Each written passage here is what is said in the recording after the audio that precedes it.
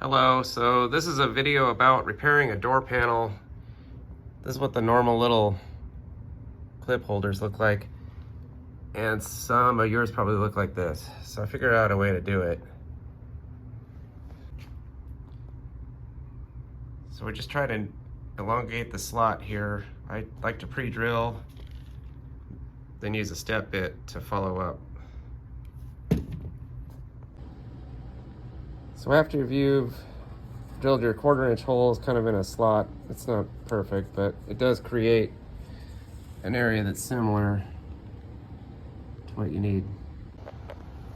So kind of trim them up how you need them, whatever space you're trying to put them in.